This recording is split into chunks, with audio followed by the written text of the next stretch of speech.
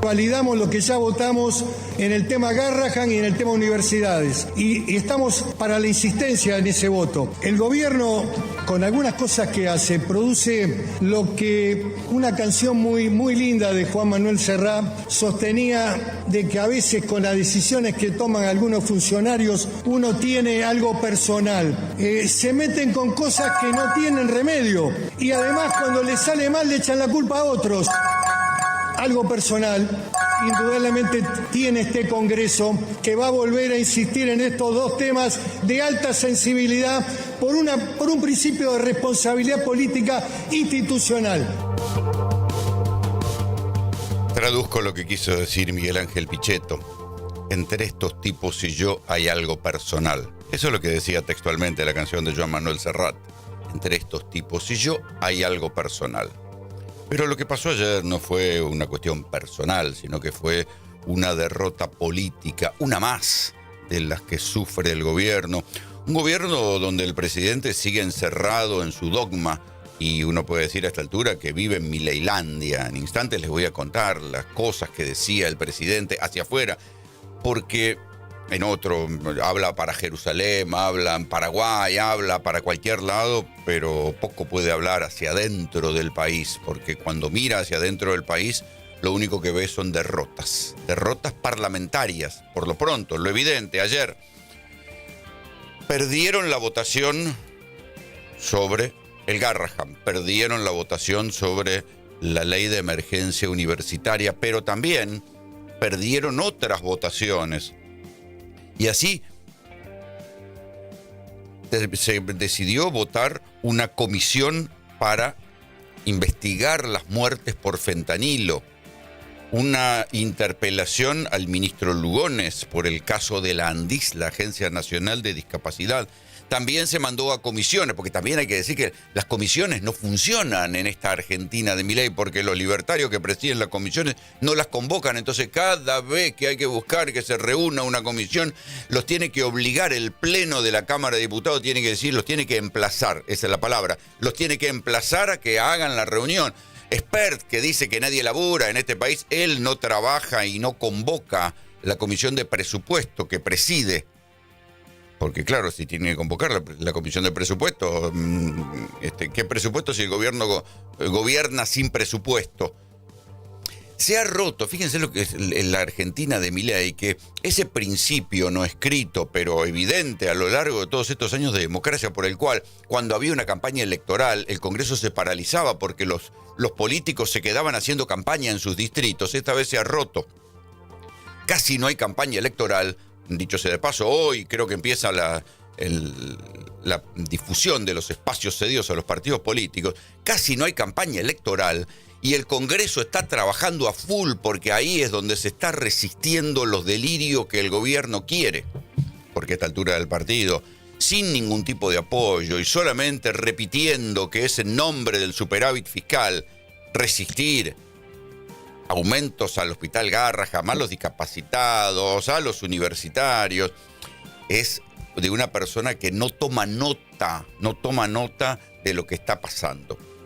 El presidente no solo perdió ayer 2 votaciones importantes y otras votaciones menores en la Cámara de Diputados, y seguramente, si el curso de las cosas es más o menos el previsible, va a perder también en el Senado y va a tener que aceptar las leyes de financiamiento universitario y emergencia pediátrica, sino que también perdió la calle. La campaña electoral de Milei se tiene que hacer en espacios cerrados. Tuvo que esperar el resultado de las elecciones en provincia de Buenos Aires en un megacomplejo de eventos sin gente. Antes, acuérdense, en la campaña electoral del 2023, Milei era el único candidato que sin aparato convocaba multitudes. Ya nadie sale a gritar viva Milei, a aplaudir la motosierra, la dolarización, ni nada de lo que prometió. Y el gran maestro Domingo Faustino Sarmiento dijo, bárbaros, las ideas no se matan. ¿Saben qué?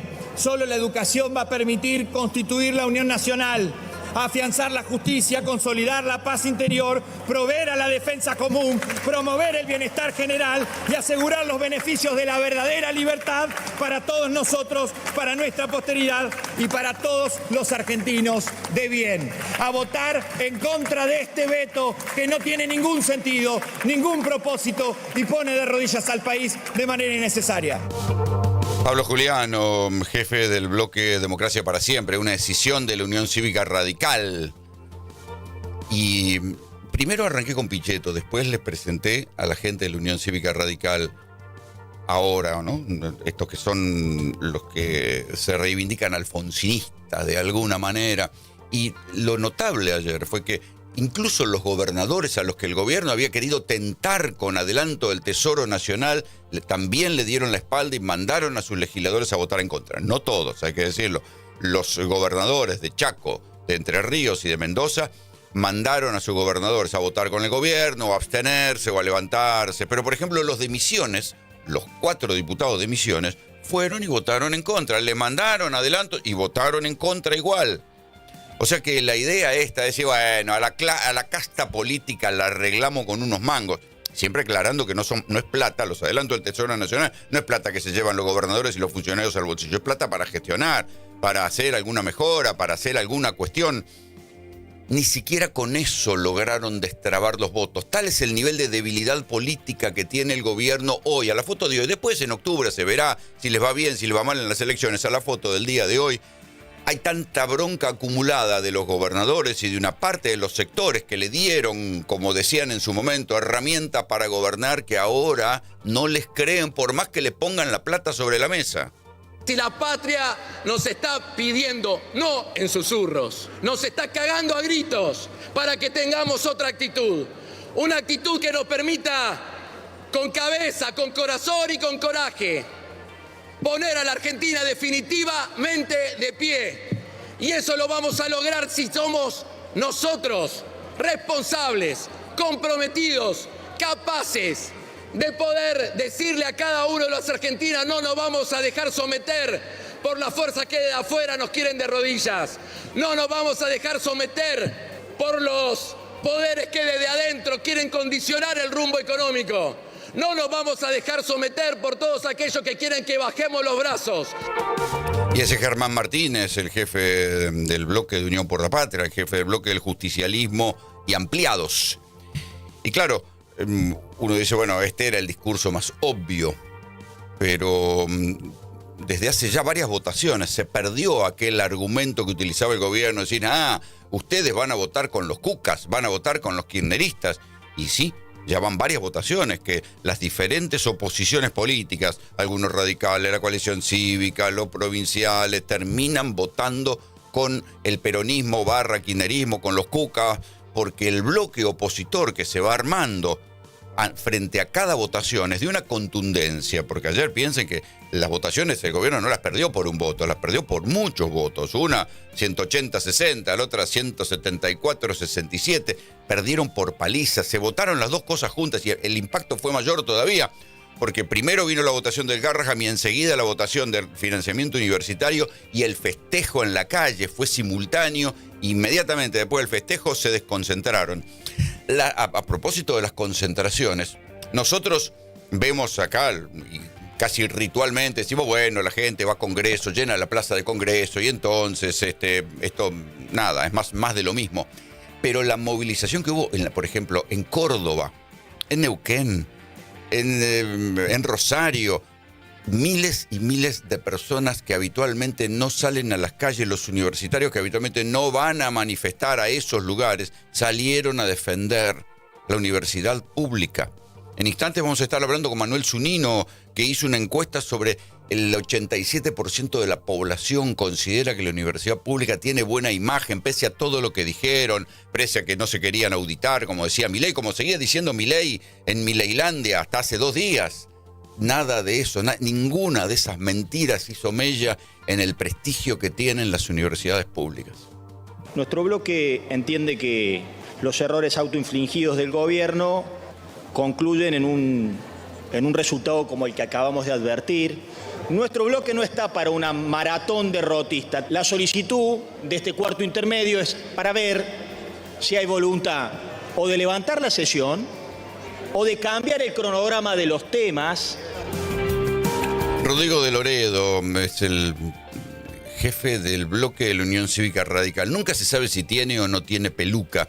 En este caso está pidiendo un cuarto intermedio a ver si el gobierno hacía algo para no seguir perdiendo. O sea, se supone, una de las votaciones, el bloque de Loredo votó en contra del gobierno, pero decía, nosotros no queremos colaborar en una maratón derrotista, como queriendo decirle a los libertarios y al gobierno, hagan algo porque les están llenando la cara de dedos. Bueno, aquello que dice siempre Milei, que Roma no paga traidores, se aplica a de Loredo, ¿sí? Porque de Loredo coqueteó tanto con el mileísmo, quería ser como el docente del gobierno. Bueno, lo dejaron colgado. En Córdoba finalmente no va a ser candidato, sus candidatos quedaron afuera, tampoco quedó adentro del mileísmo, y la Unión Cívica Radical en la práctica se ha partido en dos bloques, un bloque que lideran Martín Lustó, el presidente del radicalismo, y Emiliano Jacobiti, que ayer estaba en el escenario festejando porque es el vicerrector de la UBA, uno de los que más motorizó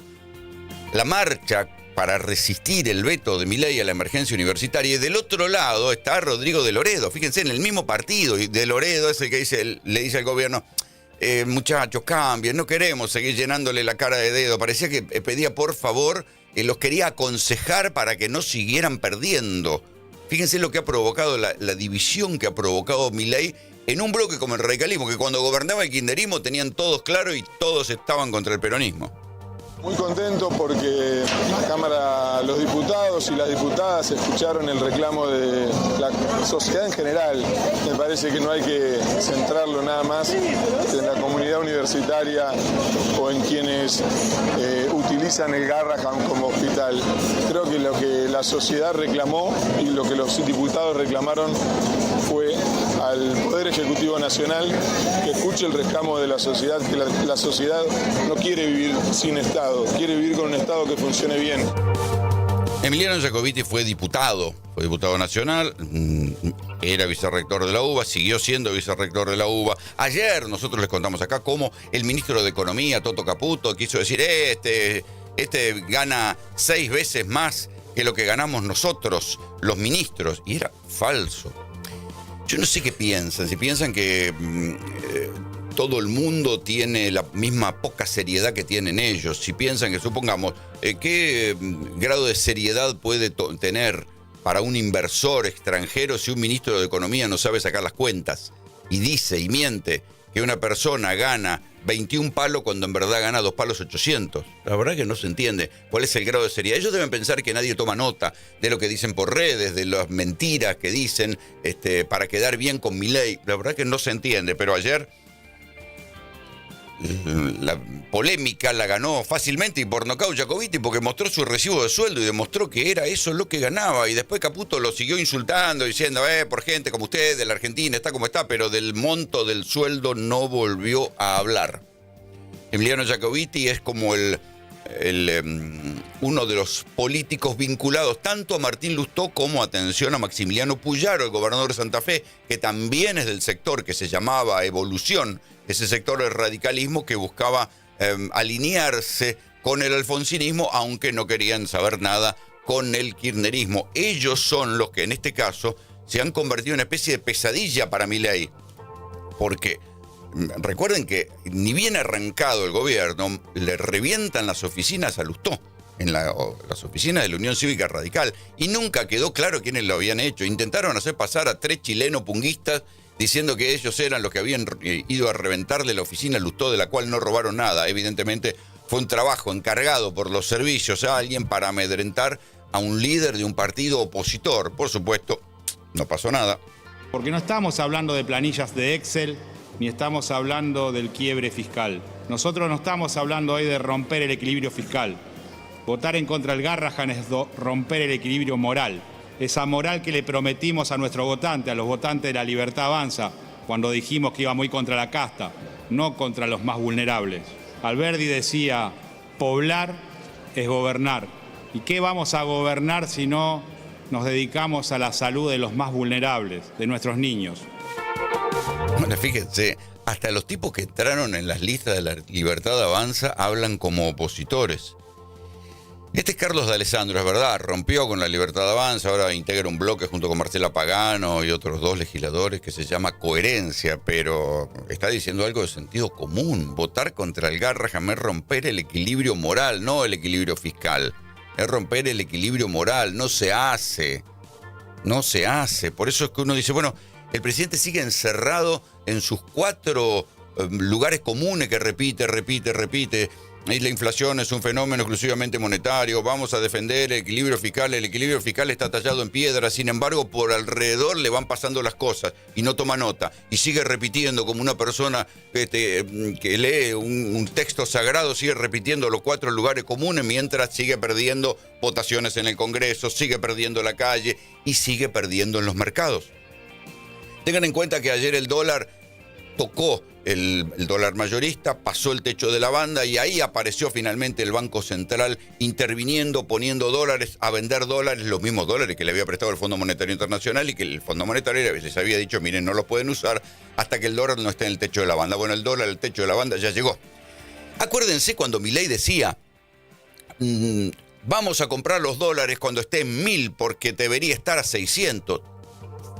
Mala praxis económica. Él que ha tratado de conochantas, mandriles, inútiles, tarados, libertarados, a todo lo que le decían, hermano, ojo con el dólar, cortar la emisión no te resuelve el problema del dólar, ojo con el dólar. Bueno, se le disparó el dólar un 50% más caro de lo que estaba a principio de año.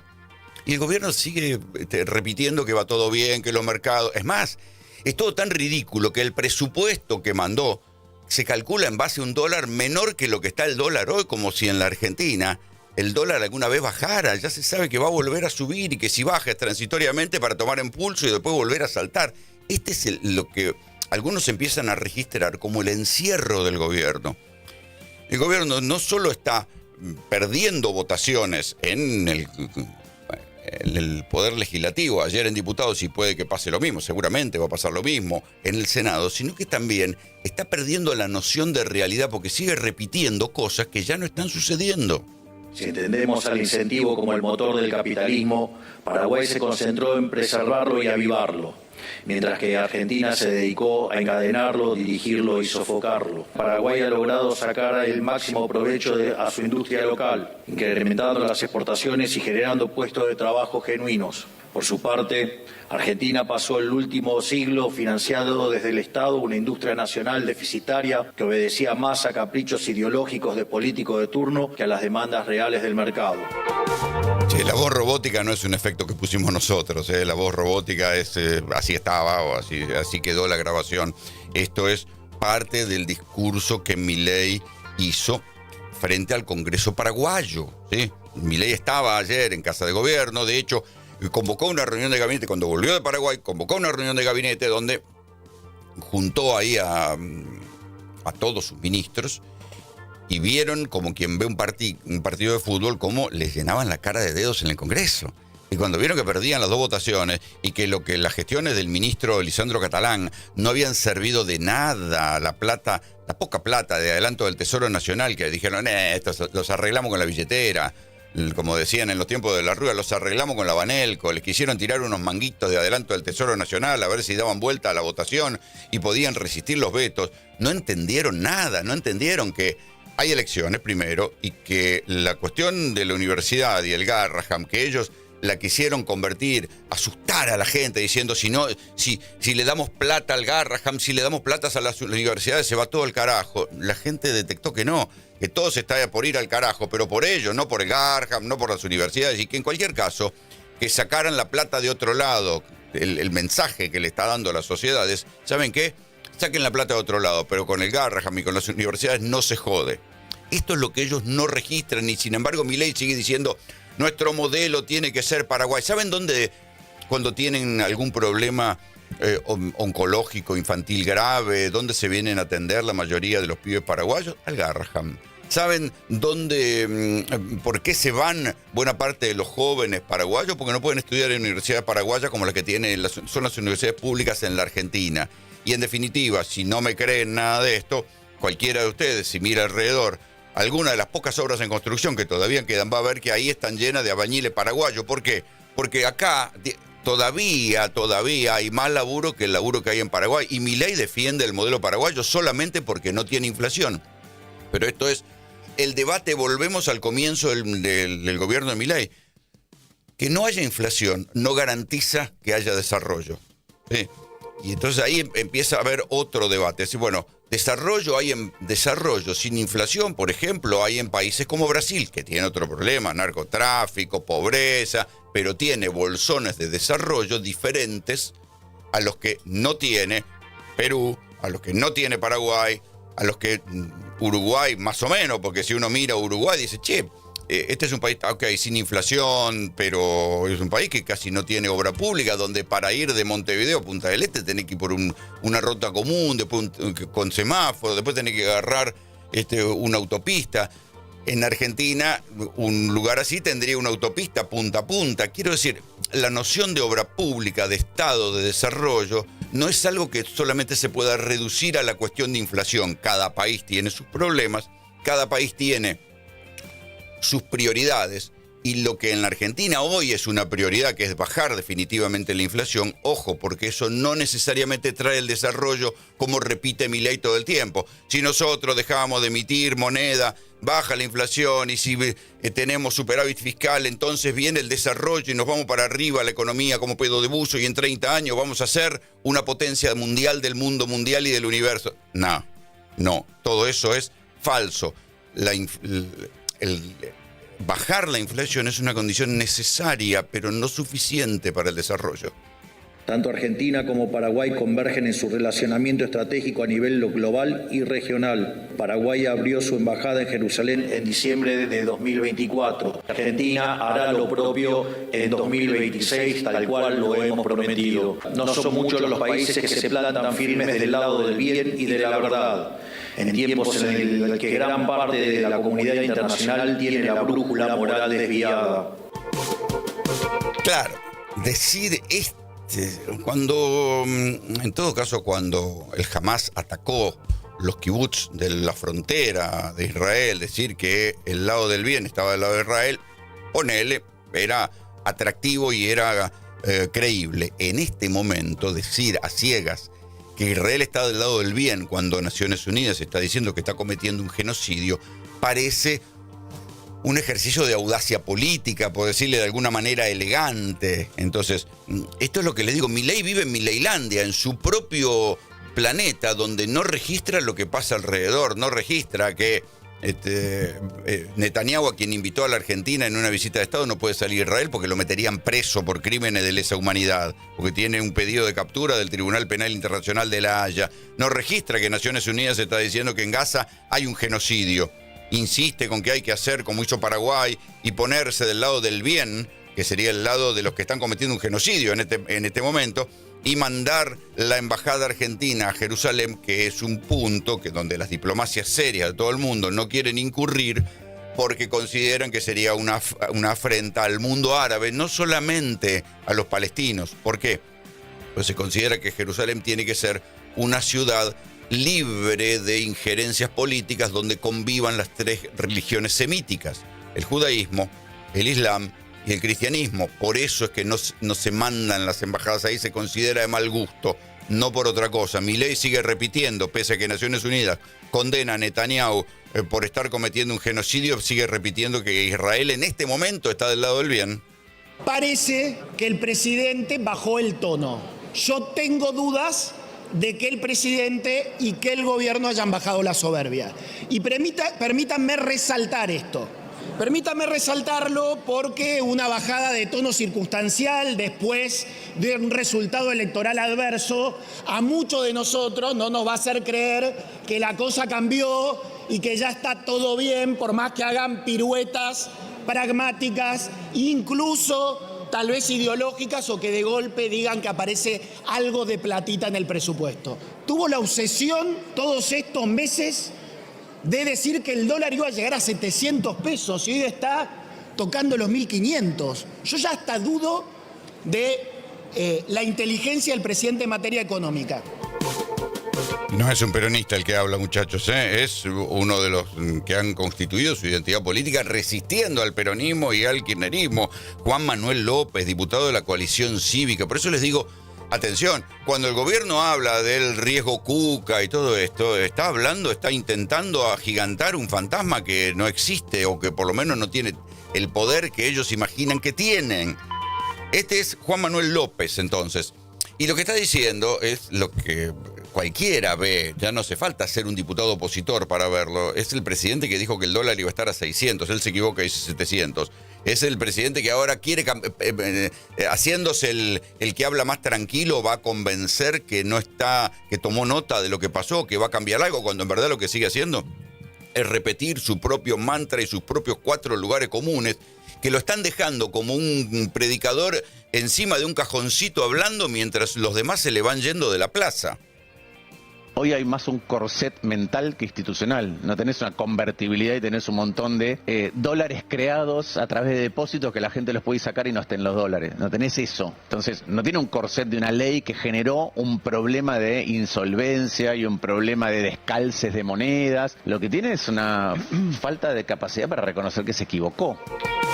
Falta de capacidad para reconocer que se equivocó. Quien habla es Martín Lustó, que también fue ministro de Economía en el kirchnerismo. Acuérdense, la resolución 125 y todo eso que lo llevó a pasarse a la oposición, al antiperonismo y hoy ser el presidente de la Unión Cívica Radical. Una pirueta política rara, pero bueno, existió.